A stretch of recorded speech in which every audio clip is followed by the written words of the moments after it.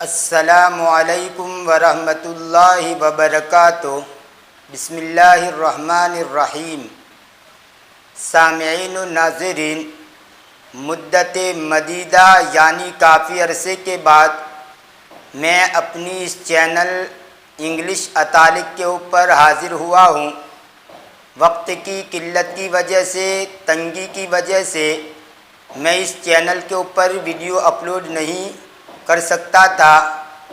वैसे फ़िलहाल भी वक्त की किल्लत तो है ही, लेकिन फिर भी मैंने सोचा कि आपके सामने वीडियो अपलोड करता रहूं। वजह उसकी ये है कि मेरी दूसरी दो चैनल हेल्पर फॉर अरबिक, अरबी सीखने वालों के लिए, और उर्दू अतालिक यानी उर्दू सीखने वालों के लिए दूसरी दो चैनल हैं। अरबी चैनल के ऊपर तो मैं रेगुलर वीडियो अपलोड कर रहा था, लेकिन उर्दू अतालिक और ये इंग्लिश अतालिक, इसके ऊपर मैं रेगुलर वीडियो अपलोड नहीं कर पाता था। लेकिन मैंने सोचा है कि अब इन दोनों चैनलों के ऊपर भी वक्तन फ़वक्तन कुछ न कुछ वीडियो डालता रहूं। तो आज के इस वीडियो के अंदर मैं काफ़ी अरसे के बाद आपके सामने हाजिर हुआ हूं। आज के इस वीडियो के अंदर मैं आपके सामने वर्ब की बहस को छेड़ रहा हूं। वैसे वर्ब की जो बहस है, जिसको उर्दू के अंदर फ़ेल कहा जाता है और हिंदी के अंदर उसको कारी कहा जाता है। तो आज के इस वीडियो के अंदर वर्ब के सिलसिले के अंदर और वर्ब के मुताल्लिक़ कुछ बातें आपके सामने पेश कर रहा हूँ। देखिए, कोई भी लैंग्वेज हो, चाहे उर्दू हो, अरबी हो, इंग्लिश हो या और कोई भी लैंग्वेज हो, हर लैंग्वेज जो बनती है वो सबसे पहले लेटर होते हैं, और लेटरों से, जिसको उर्दू के अंदर हुरूफ कहा जाता है, तो लेटरों से मिलकर वर्ड बनता है यानी लफ्ज़ बनता है, और वर्ड से मिलकर सेंटेंस बनता है, और बहुत सारे सेंटेंसेस मिलकर के पूरा मजमून तैयार होता है। अगर कोई आदमी, किसी आदमी के वो कहानी लिखना हो, तो वैसे ही वो कहानी नहीं लिखी जाती। वो कहानी जो मुश्तमिल होती है वो बहुत सारे सेंटेंसेस पर मुश्तमिल होती है, और वो सेंटेंस बनते किससे हैं? वर्ड से बनते हैं, अल्फाज से बनते हैं, और अल्फाज किससे बनते हैं? लेटरों से बनते हैं। दूसरे लफ्ज़ों में यूँ कह लीजिए कि किसी भी लैंग्वेज की जो छोटी सी यूनिट है वो लेटर है। किसी भी लैंग्वेज की छोटी यूनिट ये लेटर है यानी हर्फ है। हर्फ हुरूफ जुड़ते हैं, लेटर से जुड़ते हैं तो लफ्ज़ तैयार होता है, वर्ड तैयार होता है। और जब वर्ड आपस में एक तरतीब के साथ जुड़ते हैं, बिला तरतीब के न, एक अल्फाज को जुड़ने की भी एक तरतीब होती है, जिसको इंग्लिश के अंदर सिंटैक्स कहा जाता है, या जिसको स्ट्रक्चर कहा जाता है। तो अल्फाज को एक मखसूस तरकीब के साथ जोड़कर सेंटेंस बनाया जाता है, और फिर उसी सेंटेंस को मिलाकर पूरा मजमून तैयार होता है।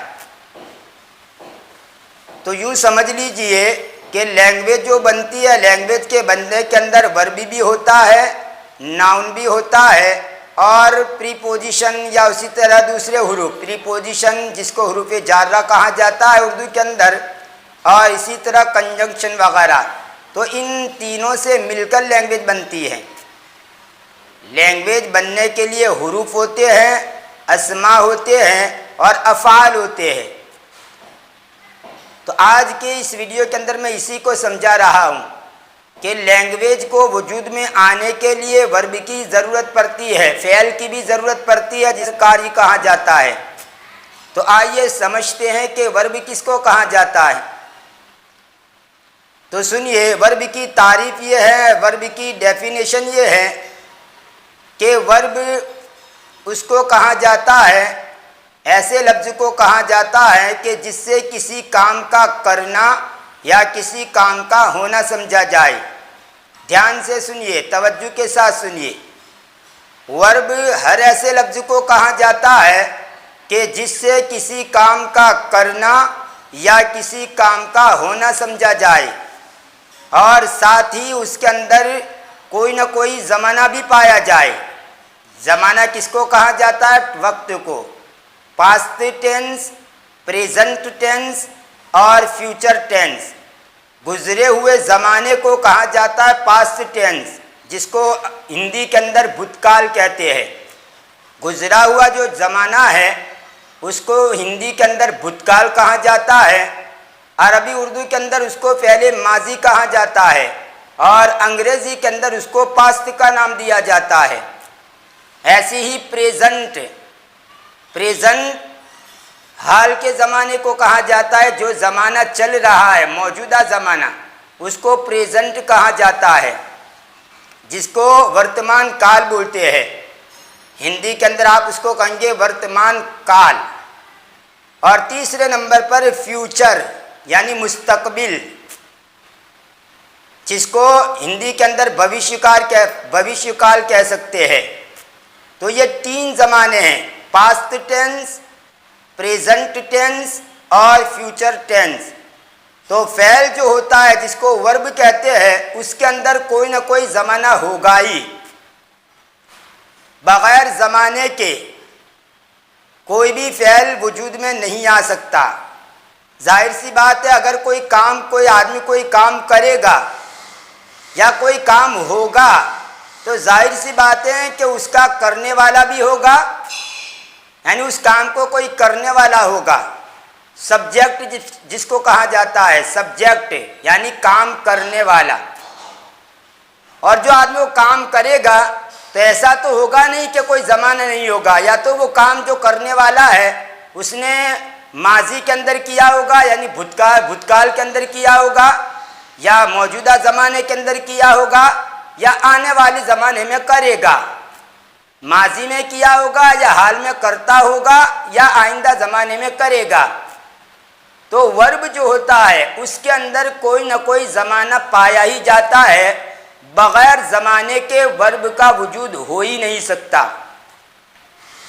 अब ये वर्ब जो होता है उसके अंदर एक्शन होता है, एक्शन यानी काम होता है। और कभी कभी वर्ब ऐसा भी होता है जिसके अंदर एक्शन नहीं होता, लेकिन स्टेट बताई जाती है, उसकी हालत बताई जाती है, सब्जेक्ट की हालत बताई जाती है। इंशाअल्लाह आने वाले वीडियो के अंदर आप तफसील से उसको समझ लेंगे। मैं तो सिर्फ अभी वर्ब की तारीफ समझा रहा हूँ। फिर मैं रिपीट करता हूँ कि वर्ब किसको कहा जाता है।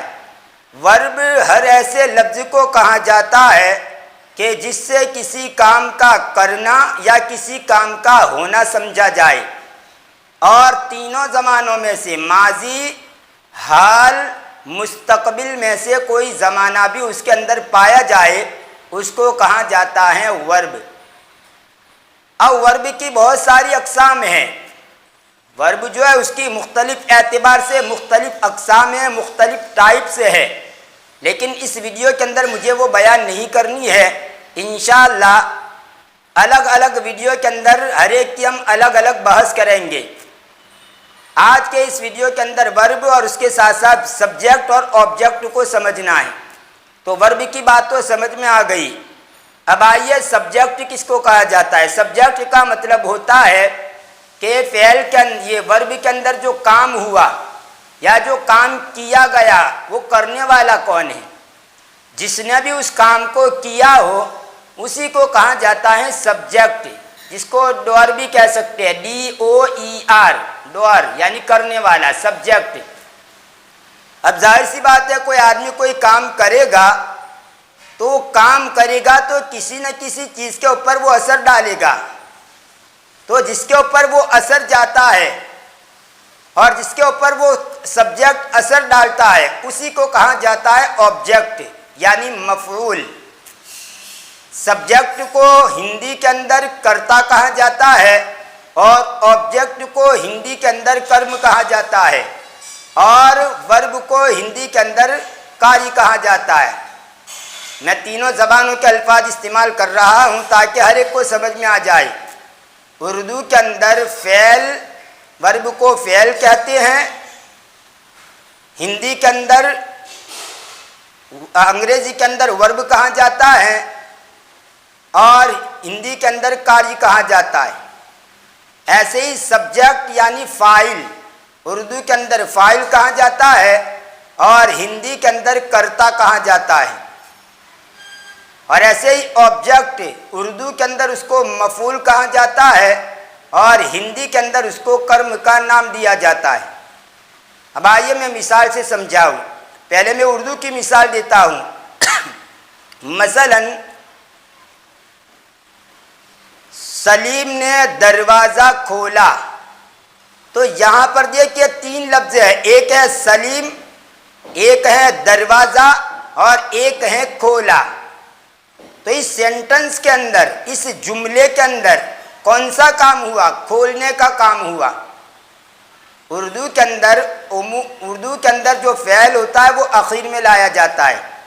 तो सलीम ने दरवाज़ा खोला, तो खोला ये काम है, इसी को कहा जाता है वर्ब। अब ये वर्ब, ये काम कहाँ हुआ? माजी में हुआ। यानी सलीम ने दरवाज़ा खोला यानी माजी के अंदर, भूतकाल के अंदर। और किसने खोला? सलीम ने खोला। तो खोलने वाला जो है सलीम, उसी को कहा जाता है सब्जेक्ट, कर्ता। और क्या खोला? जब उसने खोला तो कोई ना कोई चीज़ खोली होगी, तो उसके ऊपर उसने असर डाला। तो दरवाज़ा खोला, दरवाजे के ऊपर असर हुआ। जैसे उसने खोला दरवाज़ा तो दरवाज़ा खुला, तो दरवाजे के ऊपर असर पड़ा। तो इसी को कहा जाता है दरवाजे को ऑब्जेक्ट, जिसको मफूल कहा जाता है और हिंदी के अंदर उसको कर्म कहा जाता है। अब इसी को आप अंग्रेजी के अंदर इस तरह कह सकते हैं, Salim open the door, Salim open the door. तो यहाँ पर देखिए ये सलीम ये सब्जेक्ट है और ये ओपन ये वर्ब है और ये डोर ये ऑब्जेक्ट है। दूसरी मिसाल उसको हाल बनाइए, सलीम दरवाज़ा खोलता है। तो यहाँ पर देखिए ये अल्फाज तो वही है, लेकिन यहाँ पर काल बदल गया, यानी जो ज़माना है वो बदल गया। सलीम दरवाज़ा खोलता है, जिसको आप कहेंगे अंग्रेज़ी के अंदर Salim opens the door, Salim opens the door, यानी सलीम दरवाज़ा खोलता है।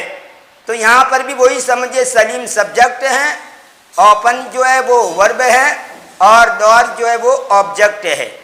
अब उसी को मुस्तकबिल कर दे, यानी फ्यूचर बना दे।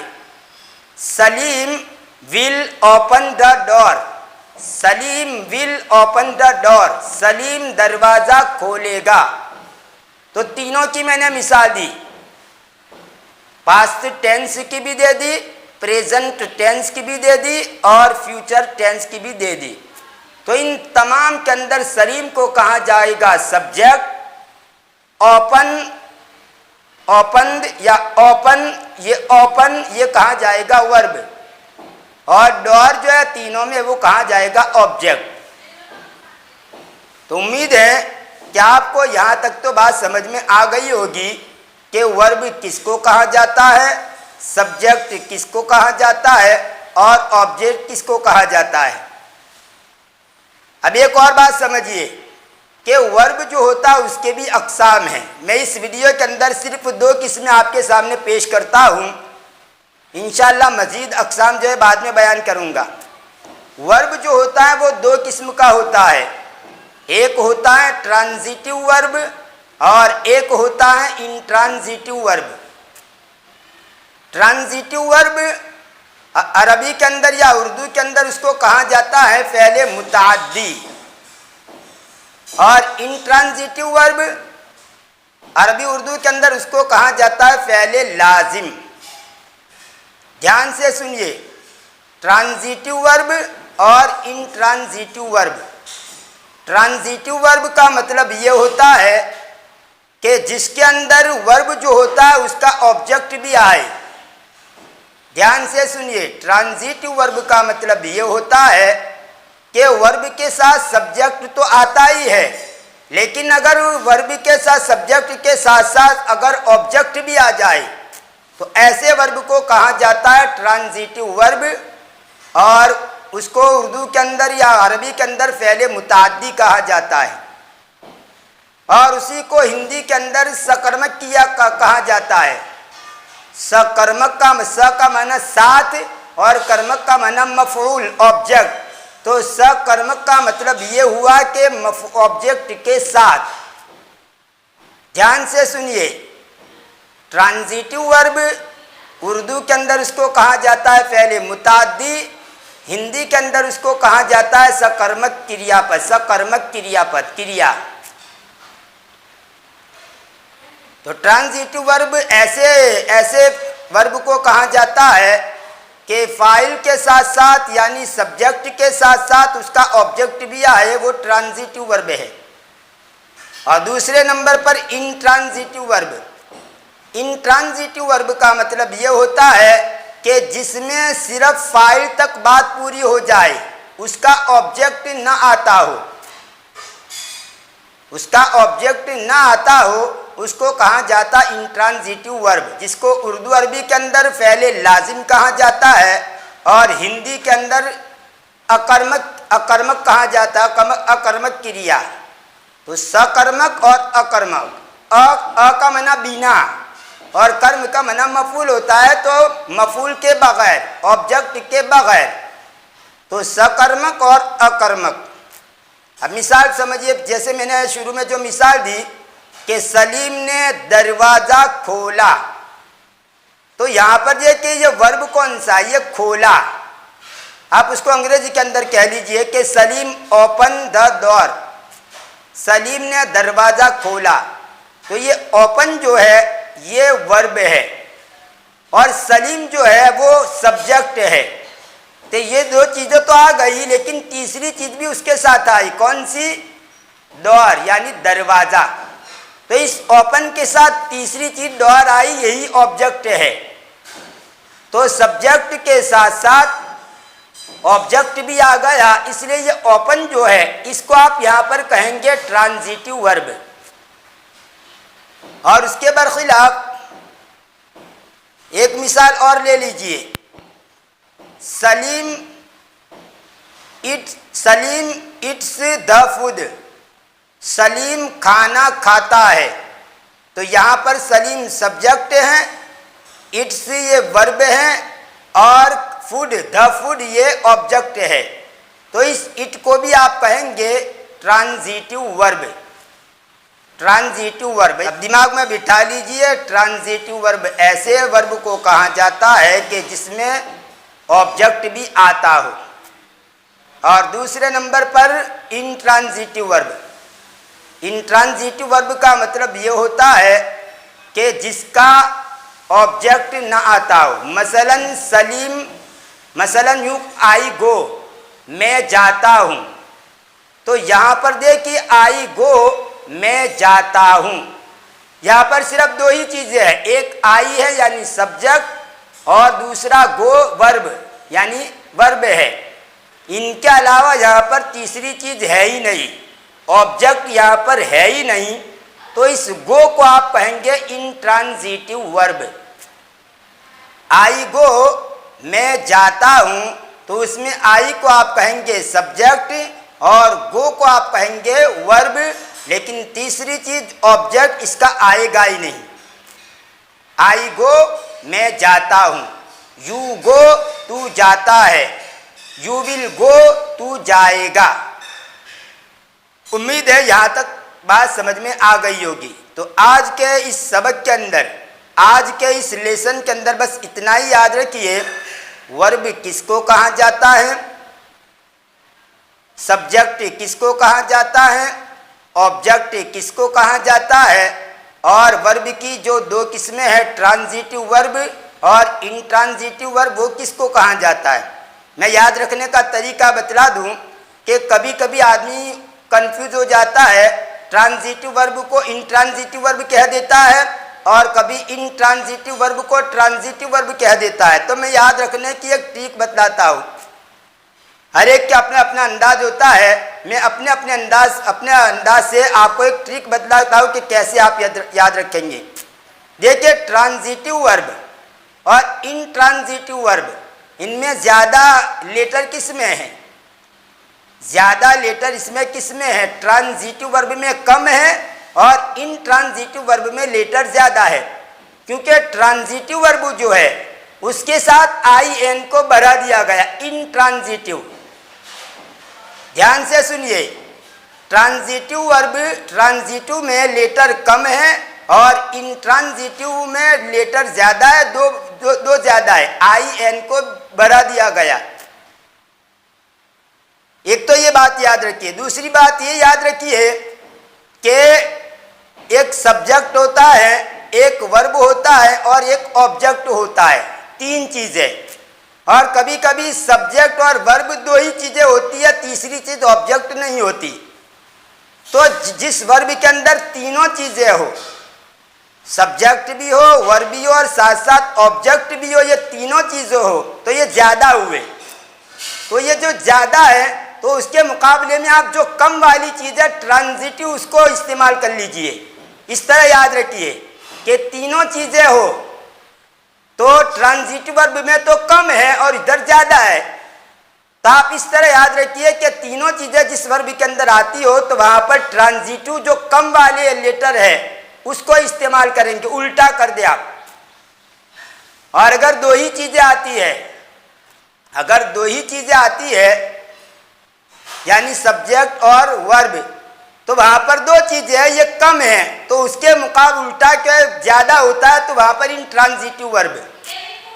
ये तो अरबी का, ये तो अंग्रेजी के अंदर हुआ।